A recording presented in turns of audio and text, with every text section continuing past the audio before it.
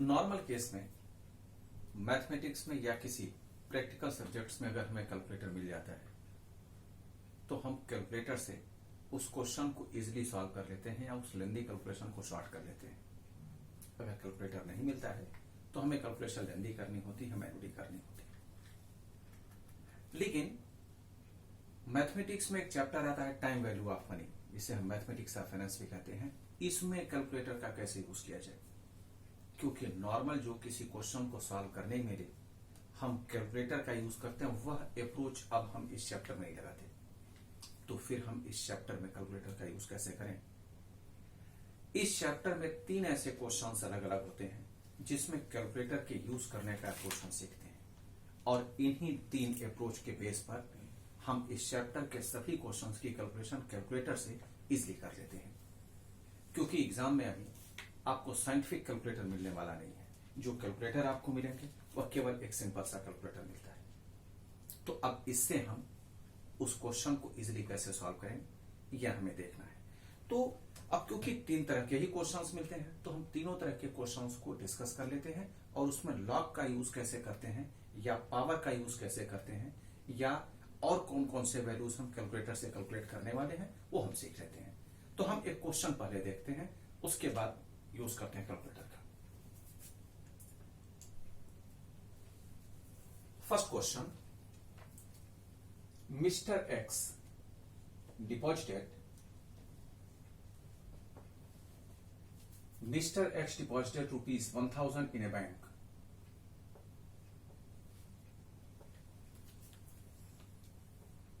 for 11 years at the rate of 10% per annum compounded annually.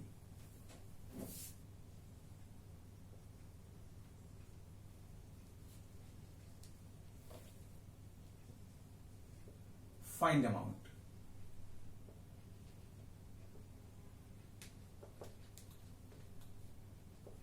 ये आपका question. Meaning compound interest के base पर amount calculate करने के लिए हमसे कहा गया, और इसकी मीनिंग अगर हम एक स्टेप में एक्सप्लेन करें तो इसकी मीनिंग हर एक फाइनेंशियल ईयर में बैंक एक बार इंटरेस्ट कैलकुलेट करके दे रही है। 10 इयर्स का टाइम पीरियड है तो 10 टाइम्स बैंक इंटरेस्ट कैलकुलेट करके देगी। अब या तो हम 10 टाइम्स का एक्सप्लेनेशन करें या इसको शॉर्टकट तरीके से फार्मूले से सॉल्व करें। तो देखते हैं इसे। कंपाउंड इंटरेस्ट के बेस पर अमाउंट कैलकुलेट करने का फार्मूला हम यूज करते हैं A = P 1 + R/100 इसमें P जो इनिशियल फिगर जो हम इस एग्जांपल में डिपॉजिट कर रहे हैं वह है 1000, 1 प्लस रेट दिया गया है 10%, तो हो गया 10/100। टाइम पीरियड दिया गया 11 इयर्स, 100, 1000, 1.1 अब हमें 1.1 की वैल्यू कैलकुलेट करनी है। इसे हम कैलकुलेटर से कैसे कैलकुलेट करेंगे? देखें, करना क्या है आपको,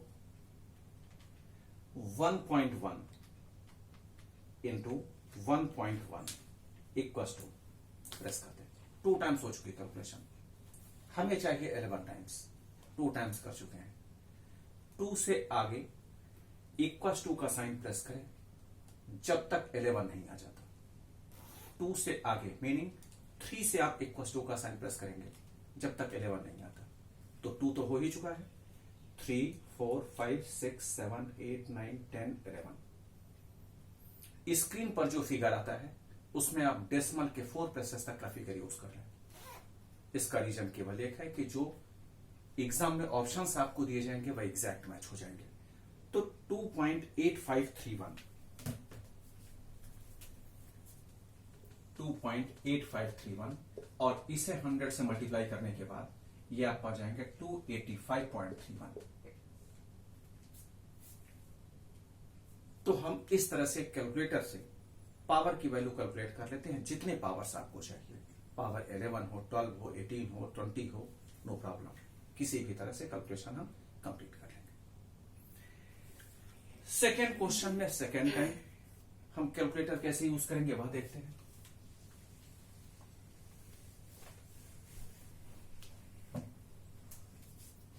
Second question. In how many years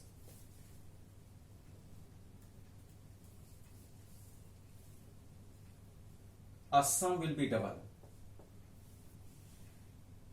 In how many years a sum will be double?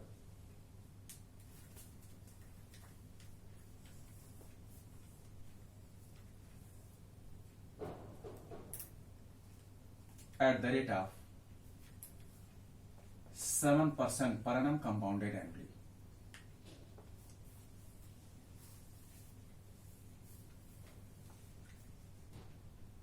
Compounded annually.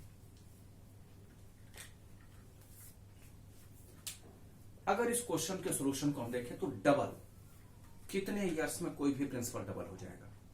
Double की मीनिंग अगर आप 1000 डिपॉजिट कर रहे हैं तो एक पर्टिकुलर टाइम पीरियड के बाद वह 2000 हो जाए। 100 रुपीज डिपॉजिट कर रहे हैं तो एक पर्टिकुलर टाइम पीरियड के बाद वह 200 हो जाए, मीनिंग डबल हो जाए। 500 डिपॉजिट कर रहे हैं तो 1000, जितना डिपॉजिट करेंगे उसी का डबल। तो अगर हम पी रुपीज बैंक में डिपॉजिट करते हैं तो डबल की मीनिंग 2p हो जाना चाहिए हमारा अमाउंट जो एक पर्टिकुलर टाइम पीरियड के बाद हमें मिलेगा। रेट जो बैंक दे रही है वह है 7% पर annum compounded annually. Time period पूछा गया है क्योंकि ये क्वेश्चन भी कंपाउंड इंटरेस्ट के बेस पर अमाउंट से रिलेटेड है, तो हम इसमें भी फार्मूला यही अप्लाई करेंगे, A = P 1 + R/100 P rupees हमने बैंक में डिपॉजिट किया था। डबल मीनिंग अमाउंट की वैल्यू होनी चाहिए 2p 1 प्लस रेट आपके क्वेश्चन में दिया गया है 7%, टाइम पीरियड पूछा गया है। p एक दूसरे से कैंसिल करने के बाद 2 = आता है 1.07 अब इसे सॉल्व करने के लिए हमने taking log on both sides use किया। log 2 = log 1.07 लॉग की प्रॉपर्टीज के अकॉर्डिंगली log 2 = n, जो पावर की वैल्यू होती है वह फ्रंट पर लिखते हैं, n log 1.07। therefore n = log 2 divided by log 1.07। अब हमें log 2 की वैल्यू भी चाहिए और log 1.07 की वैल्यू भी चाहिए, लेकिन साइंटिफिक कैलकुलेटर क्योंकि अलाउड नहीं है, क्योंकि साइंटिफिक कैलकुलेटर से हम लॉग की वैल्यू डायरेक्ट कैलकुलेट कर लेते हैं, लेकिन साइंटिफिक क्योंकि अलाउड नहीं है तो हमें अपने इसी नॉर्मल कैलकुलेटर से log 2 की वैल्यू भी चाहिए और log 1.07 की वैल्यू भी चाहिए। कैसे निकालते हैं log की वैल्यू कैलकुलेटर से, देखते हैं। log 2 जिस भी वैल्यू का log हमें चाहिए उसे आप पहले प्रेस करते हैं, हमने 2 प्रेस कर दिया। इसका 19 टाइम्स रूट ले लें। क्वेश्चन कोई भी हो, किसी भी वैल्यू का आपको लॉग चाहिए 19 टाइम्स ही प्रेस करना है। 1 2 3 4 5 6 7 8 9 10 11 12 13 14 15 16 17 18 19 -1 इंटू 227675, ये फिगर लन रखें, 227675 इक्वल्स टू प्रेस करते ही log की एग्जैक्ट वैल्यू आ जाएगी जो आप जानना चाहते हैं, मीनिंग log 2 की एग्जैक्ट वैल्यू 0.3010, जिसकी हमें जरूरत थी। हमें एक और log की वैल्यू चाहिए 1.07 की, तो इसके लिए 1.07 को आप पहले प्रेस कर दें। इसका 19 टाइम्स ही आपको रूट लेना है। 1 2 3 4 5 6 7 8 9 10 11 12 13 14 15 16 17 18 19 -1 करना है into 227675 into 227675 equals to, press करते ही आंसर आ जाएगा 0.0293। अब अगर हम इसे डिवाइड करें तो 0.3010 divided by 0.0293 equals to 10.27।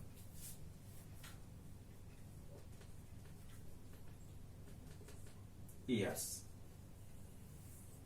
10.27 years में कोई भी प्रिंसिपल डबल हो जाएगी अगर रेट ऑफ इंटरेस्ट 7% पर एनम कंपाउंडेड एनुअली है। तो इस तरह से हम इस नॉर्मल कैलकुलेटर से लॉग की वैल्यू निकाल सकते हैं। शायद ये स्टेटमेंट या ये एग्जांपल आप देखने के बाद जब खुद अप्रोच यूज करेंगे कैलकुलेटर से तो शायद यूज ना कर पाए, भूल जाए। तो मैं ये स्टेप्स जो हमने किया है वो मैं लिख दे रहा हूं जिससे आपको इसे यूज करने में कोई प्रॉब्लम ना आए। फॉर एनी लॉग, किसी भी वैल्यू का लॉग लेने के लिए क्या है अप्रोच, वह है एक एक स्टेप एक एक ब्रैकेट में मैं लिख रहा हूं। रूट आप प्रेस करेंगे 19 टाइम्स, ये पहला स्टेप है। दूसरे स्टेप में करने वाले हैं -1, तीसरे स्टेप में करने वाले हैं इंटू 227675 इक्वल्स टू आंसर आपका आ जाएगा √19 times -1 into 227675। Third type question आता है कि हम cube root, fourth root, fifth root या 11th रूट या कोई भी रूट कैसे निकालें, क्योंकि नॉर्मल कैलकुलेटर से हम केवल स्क्वायर रूट मीनिंग पावर 1/2 की वैल्यू ही निकाल सकते हैं जिसे स्क्वायर रूट कहा जाता है। फोर्थ रूट की मीनिंग 1/4 पावर, 8th रूट की मीनिंग 1/8 पावर। तो इसकी वैल्यू कैलकुलेटर से कैसे निकालें, तो एक एग्जांपल के बेस पर इसे भी देख लेते हैं।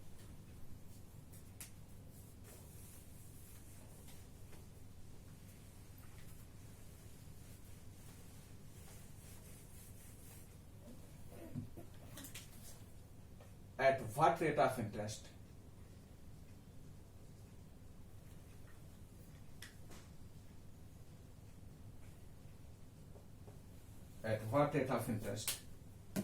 a sum will be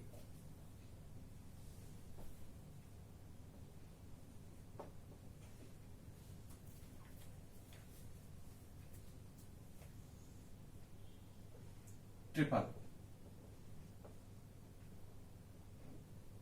in 11 years।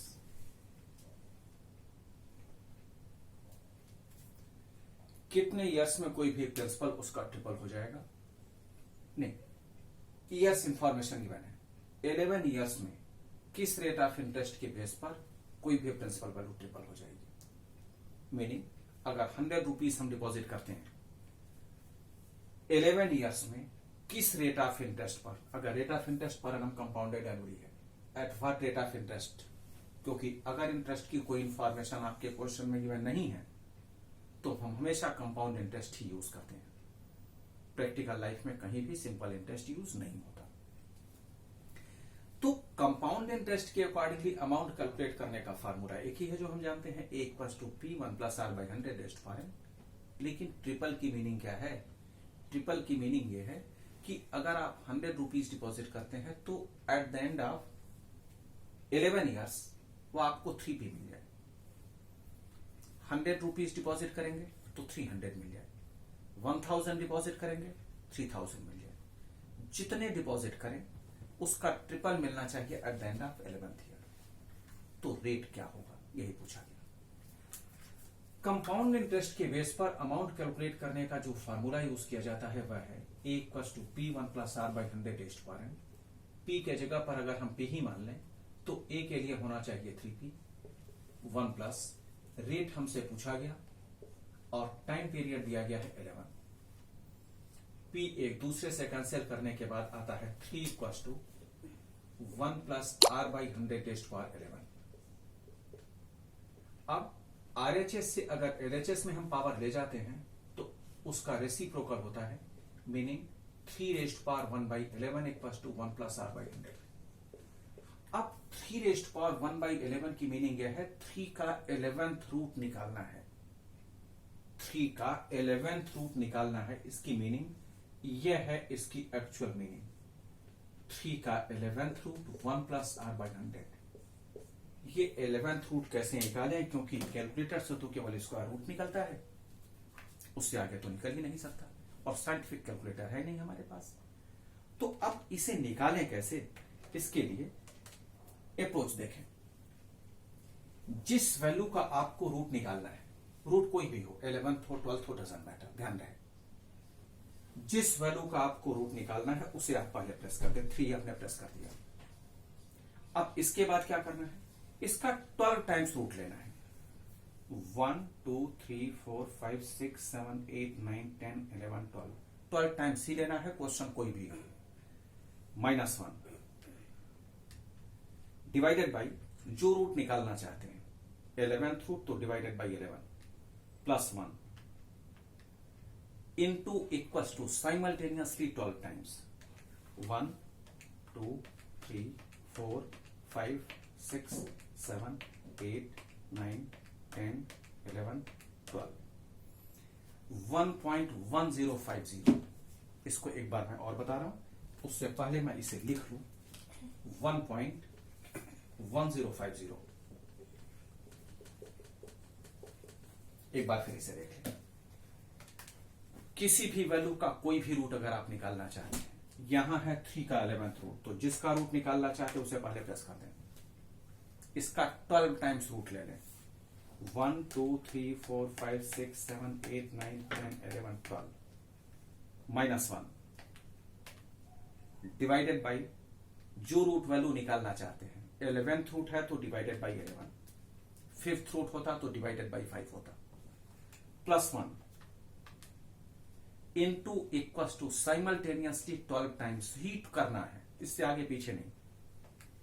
1 हुआ, 2 3 4 5 6 7 8 9 10 11 12, यह आपका आंसर हो जाएगा। तो 1.1050 के बेस पर अगर हम 1 को इस साइड में ले जाते हैं तो हो जाएगा 0.1050 इक्वल्स टू R/100 और R इक्वल्स टू होगा 10.50%। मीनिंग अगर 10.50% हमें रेट ऑफ इंटरेस्ट मिलता है तो 11 ईयर्स में कोई भी प्रिंसिपल वैल्यू उसका ट्रिपल हो जाएगी। तो ये 3 मेथड्स कह सकते हैं जिसे आप कैलकुलेटर में यूज करेंगे इस पर्टिकुलर चैप्टर के लिए। एक क्यूब रूट निकालने के लिए, cube root, 5th root, 8th root, जो भी आप कहते हैं। दूसरा है कैलकुलेटर से लॉग की वैल्यू निकालने के लिए, और नेक्स्ट है हम पावर कैसे कैलकुलेट करते हैं। तीनों मैंने एक एक एग्जांपल के बेस पर बता दिया, और केवल इतने ही आपको इस चैप्टर में यूज करने भी हैं, इससे अधिक